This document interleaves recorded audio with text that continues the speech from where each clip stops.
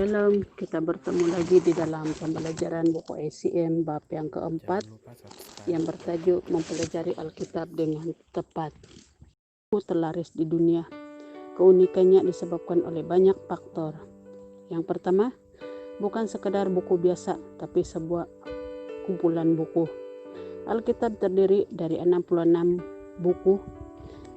39 diantaranya ada di bagian yang disebut Perjanjian Lama, sedang 27 berisi bahagian yang biasa dikenal sebagai Perjanjian Baru. Meskipun pada kenyataannya banyak manusia terlibat sebagai pengarang, tapi sesungguhnya Roh Kuduslah pengarang, editor, dan penterjemah. Walaupun ditulis dari masa ke masa oleh sejumlah penulis di zaman yang berbeda dan budaya yang berbeda, tema keseluruhannya secara unik dan tetap adalah satu. Tema utama penebusan kudus terhadap mulai dari Kejadian sampai Wahyu. Tema-tema lain mendukung, memperkuat, dan memperindah tema utama. Yang kedua, sebuah buku yang hidup. Meskipun Alkitab tampaknya seperti buku biasa dicetak dan disebarkan dengan cara umum, Alkitab berbeda secara unik sebab memiliki kualitas hidup yang tidak dimiliki buku lain manapun. Yesus berkata bahwa firman-Nya adalah roh dan kehidupan, yang berarti bukan bunyi yang disalurkan lewat sistem audio, tetapi komunikasi rohani yang disalurkan dalam manusia rohani kita. Oleh sebab itu, kita tidak boleh sekadar membaca Alkitab, tetapi harus meminumnya secara rohani kita. Daud berkata, betapa manisnya janjimu itu bagi mulutku, dalam Mazmur 119 ayat 103. Sejumlah ayat Alkitab mengajarkan firman Tuhan sebagai makanan, roti, daging, susu, dan segala tanda yang menunjukkan kita seharusnya makan, minum, hidup dari firman Tuhan. Roh kita hidup dengan cara ini. Kita seharusnya tidak pernah kenyang atau puas hanya dengan membaca maupun mempelajari firman Tuhan. Kita harus memakan dan mencernahnya, memberi makan dan memperkuat rohani kita, roh kita. Yang ketiga, secara unik adalah bukunya Tuhan. Alkitab secara unik dan khas adalah firman Allah. Di balik kata-kata di tiap halaman terdapat hakikat dan sifat Allah. Kehendak dan tujuannya yang abadi diungkapkan dalam tiap bahagian. Oleh karena itu, kita harus berjuang menemukan apa yang Alkitab nyatakan tentang Allah. Kita harus belajar menafsirkan pikiran dan hati Allah di balik perkataannya. Dengan demikian, kita dapat mempelajari dengan benar bagaimana mengenal Allah dan memahami jalannya. 25 gagasan dasar untuk mempelajari Alkitab. Yang pertama, memiliki versi Alkitab yang mudah Anda pahami. Ada banyak versi Alkitab di masa sekarang. Beberapa di antaranya jauh lebih mudah dipahami. Hal itu seringkali karena bahasanya lebih modern sehingga lebih mudah dipahami. Yang kedua, bacalah secara teratur. Bacalah Alkitab seperti mengunyah makanan. Anda perlu melakukannya secara teratur dan terus-menerus agar punya kekuatan dan kesehatan yang baik. Ada baiknya juga merencanakan waktu yang teratur. Jika tak memasukkannya ke dalam jadwal sehari-hari, Anda akan melupakan. Yang ketiga, mulai hari Anda dengan pembacaan Alkitab. Secara ideal, sebaiknya Anda memulai hari Anda dengan pembacaan Alkitab secara pribadi. Umumnya pikiran masih segar di pagi hari serta mampu membaca dan mempelajari Alkitab. Juga bila Anda menemukan sesuatu saat pembacaan di pagi hari, Anda dapat merenungkannya sepanjang hari. Anda dapat menyimpannya dalam pikiran sambil mengerjakan tugas sehari-hari dan menemukan kebenaran lebih banyak lagi tentang apa yang Anda baca.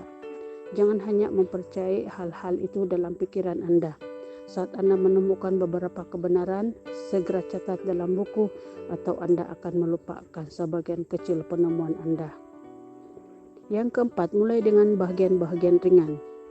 Ada banyak bahagian Alkitab yang artinya dalam dan membingungkan. Tidak bijak untuk mempelajarinya sebelum punya dasar yang baik tentang kebenaran utama. Puaslah untuk membaca, mempelajari dan menguasai tema-tema ringan lebih dulu sebelum Anda membahas bahagian yang artinya dalam ataupun nubuatan. Yang kelima, pribadi dan pastoral. Ingatlah selalu bahwa tujuan utama pembacaan firman Allah adalah bahwa Ia berbicara pada Anda secara pribadi dan Anda memberi makan manusia rohani Anda. Salah satu bahaya yang ternampak dalam pelayanan adalah perhatian yang begitu besar atas keperluan rohani jemaat, sehingga Anda mengabaikan pentingnya memberi makan bagi roh Anda sendiri. Seorang hamba Tuhan amat terikat dengan berkhotbah sehingga mengabaikan perlunya memberi makan jiwanya sendiri. Sikap tersebut amatlah berbahaya. Hal itu akan menyebabkan kekeringan rohani dan kadang menuju pembunuhan rohani sendiri. Prioritas utamakan pemberian makan rohani Anda sendiri. Sebagai pemimpin umat Allah, Anda perlu mempertahankan integritas dan kekuatan rohani Anda. Anda bukan hanya seorang gembala, tapi juga teladan yang berpengaruh atas jemaat Anda. Bagaimanapun juga, pelayanan yang hampa berasal dari jiwa yang kosong. Anda tidak akan pernah memimpin umat Anda menuju kerohanian yang dalam bila Anda tidak pernah mengalaminya. Yang keenam, jangan sekadar membaca, tapi makanlah dan telanlah. Alkitab bukan buku ringan untuk diisap secara mental, tapi adalah makanan untuk sumber hidup rohani. Jangan pernah puas hanya dengan membaca atau mempelajari ayat-ayat. Yakinlah bahwa Anda mendapat sesuatu yang roh Anda sungguh perlukan untuk hidup. Jangan secara sederhana membaca jatah di hati itu.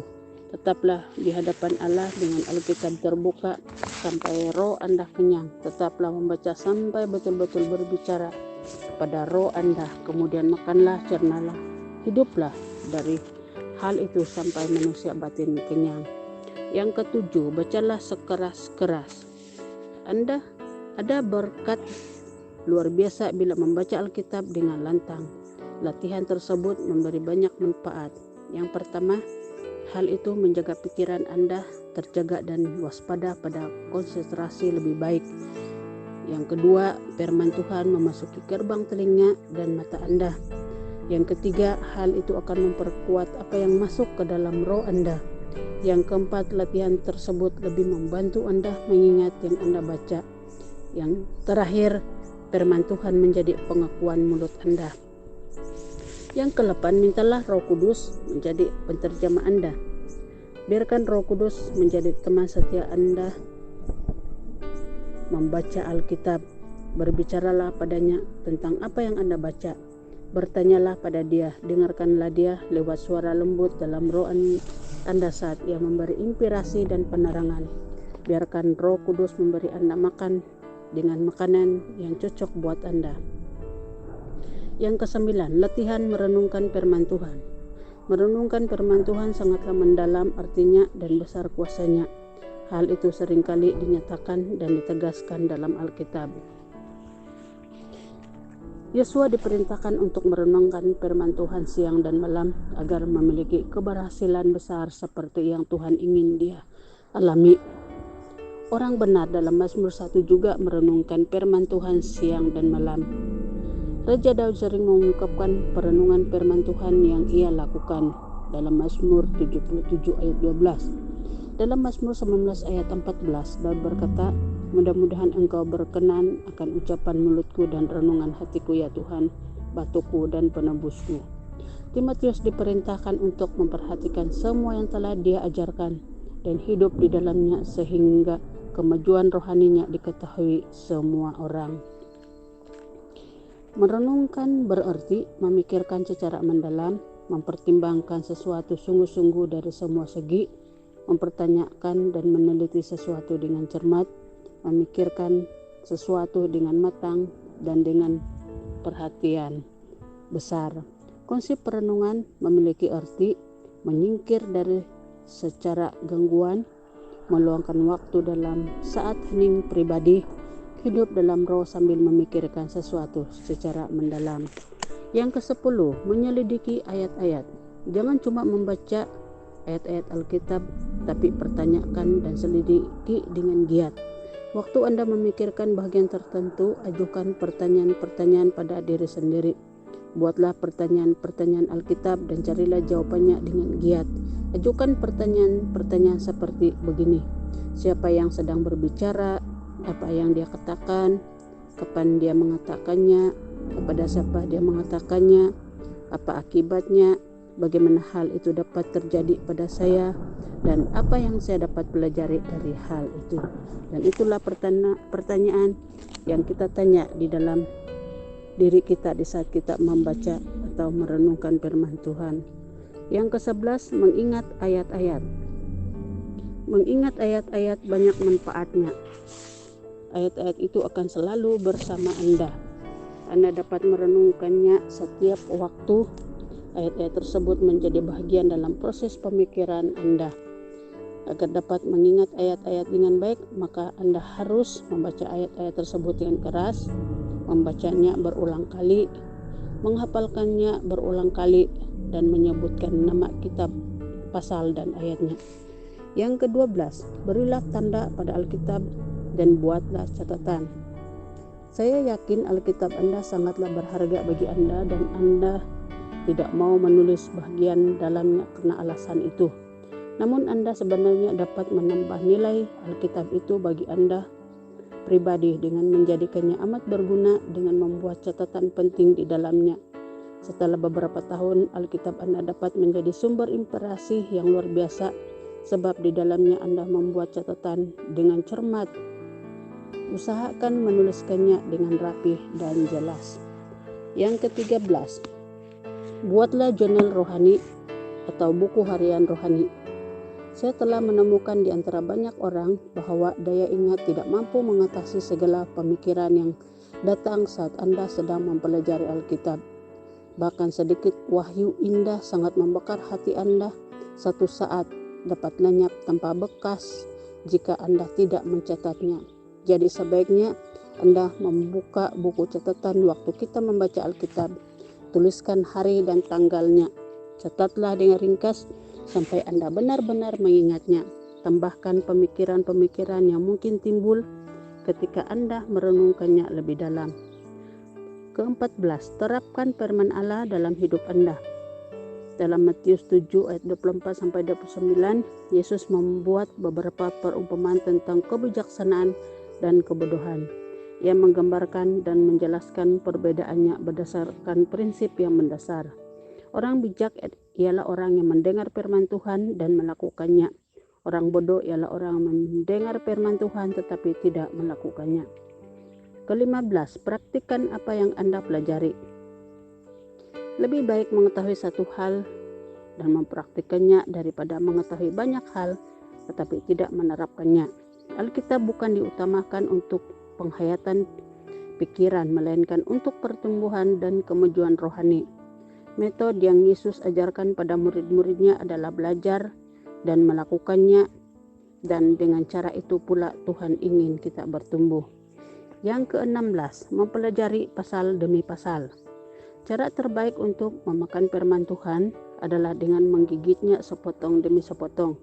Satu pasal seringkali bisa menjadi potongan yang tepat. Pilih kitab yang sesuai dan mulai membacanya satu pasal. Setiap kali membaca, pusatkan pada pasal tersebut. Baca sampai habis beberapa kali. Baca dengan perlahan dan hati-hati. Selidiki dengan cermat. Carilah makna penting dalam tiap kata. Bila Alkitab Anda memberi sumber perbandingan, carilah pada tiap kata penting. Mungkin Anda bisa mengatur agar menyelesaikan satu pasal tiap hari atau satu pasal dalam satu minggu atau lebih. Apapun yang terjadi, Anda akan memperoleh manfaat besar dari cara belajar seperti ini. Yang ke-17, baca satu kitab sampai selesai. Banyak kitab yang cukup pendek dan dapat dibaca habis dengan cepat. Kitab-kitab itu ada dalam Perjanjian Lama dan juga setiap surat dalam Perjanjian Baru. Cara ini menolong kita mendapat pegangan pada tujuan kitab itu secara utuh. Hal itu seperti membaca sebuah surat dari awal hingga akhir. Cara itu umumnya membantu bila beberapa kali dilakukan secara khusus atas sebuah kitab sebelum mempelajari pasal demi pasal. Yang ke-18, rencanakan untuk membaca seluruh Alkitab dalam 1 tahun. Siswa yang serius mempelajari Alkitab akan mampu menyelesaikan pembacaan seluruh bagian Alkitab dalam 1 tahun. Banyak daftar bacaan Alkitab tiap hari yang telah diterbitkan menyarankan pasal mana yang dapat dibaca pada tiap harinya. Namun Anda juga dapat merancang cara Anda sendiri. Jika demikian, sebaiknya Anda membaca sedikit demi sedikit dari setiap bagian Alkitab. Misalnya, satu bagian dari sejarah Perjanjian Lama, kitab Mazmur, dan beberapa pasal Perjanjian Baru. Yang ke-19, bacalah Mazmur dan Amsal. Mazmur dan Amsal menyimpan kekayaan luar biasa bagi hidup seseorang yang dicurahkan dan perkembangan rohaninya. Terlepas dari apapun yang Anda baca, tiap harinya Anda amat dianjurkan membaca sebagian dari kedua kitab ini, karena Mazmur terdiri dari 150 pasal dan Amsal 30 pasal. Maka mudah sekali membaca 3 pasal Mazmur dan 1 pasal Amsal tiap hari. Porsi bacaan seperti itu akan sangat membantu perkembangan karakter dan penyerahan hidup. Yang ke-20, bacalah perkataan Tuhan Yesus. Pembacaan yang amat menarik dan manfaat adalah membaca perkataan Yesus yang dicatat dalam Injil atau dimanapun juga. Beberapa versi Alkitab ataupun Perjanjian Baru yang diterbitkan mencetak perkataan Yesus dalam tinta merah. Hal itu semakin mempermudah pembacaan. Hal itu juga sangat menambah daya tarik dan memperjelas penggunaan metode itu. Yang ke-21, pelajarilah kehidupan tokoh utama Alkitab. Alkitab berisi kisah kehidupan dari banyak sekali tokoh menarik. Masing-masing bahagian mempunyai pelajaran yang penting yang kita dapat petik. Kehidupan mereka juga memberi pelajaran bersejarah yang bisa kita ajarkan sebagai prinsip hidup yang benar di hadapan Tuhan. Pilihlah beberapa tokoh Alkitab yang paling berkesan bagi Anda. Ikutilah kisah kehidupan mereka dalam seluruh bahagian Alkitab. Pelajarilah pengalaman mereka sebanyak mungkin. Perbuatan mereka apa yang membawa berkat bagi kehidupan mereka. Perbuatan mereka apa yang tidak menyenangkan Tuhan. Masing-masing kisah kehidupan merupakan sebuah catatan tersendiri. Semuanya menyenangkan dan amat menghasilkan bagi Anda dari semua orang yang Anda didik. 22. Pelajari satu topik atau tema. Mempelajari lewat tema-tema tertentu akan sangat mendidik. Anda belajar banyak tentang pikiran Tuhan dengan mempelajari apa yang Alkitab ajarkan tentang topik-topik penting. 23. Mempelajari mujizat-mujizat dalam Alkitab. Dari awal hingga akhir, dari kitab Kejadian hingga kitab Wahyu, Alkitab berisi mujizat. Alkitab adalah buku mujizat kekal. Mujizat adalah sesuatu yang Allah lakukan yang melebihi prinsip-prinsip alami. Anda akan benar-benar bersemangat untuk beriman akan peristiwa supernatural dalam kehidupan dan pelayanan Anda. Anda akan menemukan prinsip-prinsip yang menyebabkan terjadinya mujizat dan hidup Anda akan diperkaya oleh kebenaran itu. Yang ke-24, lakukan pemahaman per kata. Setiap kata dalam Alkitab dapat menjadi seperti harta emas. Begitu banyak kebenaran yang dapat digali dari ketekunan belajar yang cermat atas setiap kata. Cara belajar ini tentu dapat dibuat jauh lebih sederhana dan lebih berhasil jika Anda memakai konkordansi Alkitab atau kamus yang menerangkan arti kata tersebut dalam bahasa aslinya. Tetapi meski tanpa bantuan yang lebih memuaskan ini, Anda masih dapat belajar secara luar biasa dengan ketekunan mempelajari tiap kata. 25 dan yang terakhir, mempelajari gaya penulisan dan latar belakang. Kebanyakan kitab dalam Alkitab ditulis dengan gaya alegori atau parabel yang umumnya menyembunyikan makna rohani dan arti pentingnya. Seringkali kita menemukan pengajaran tentang di balik ayat-ayat yang tampaknya biasa, Banyak tokoh perjanjian lama yang merupakan gambaran dari Kristus seperti Musa, Yusuf, dan Daniel. Pelajari salah satu kehidupan tokoh tersebut, temukan persamaannya dengan Mesias. Cara belajar seperti ini dapat sangat menyenangkan, tapi harus lewat pendekatan yang hati-hati. Kita tidak boleh membiarkan imajinasi manusiawi kita terlibat. Ayat-ayat Alkitab harus dibandingkan dengan ayat-ayat Alkitab secara murni.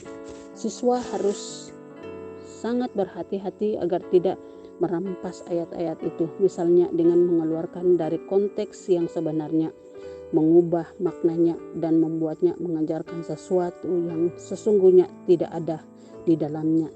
Ada banyak hal lain yang perlu dipikirkan dalam membentuk kebiasaan pemahaman Alkitab guna memperkaya jiwa dan membuat seseorang menjadi penyingkap rahasia firman Tuhan yang benar dan tepat.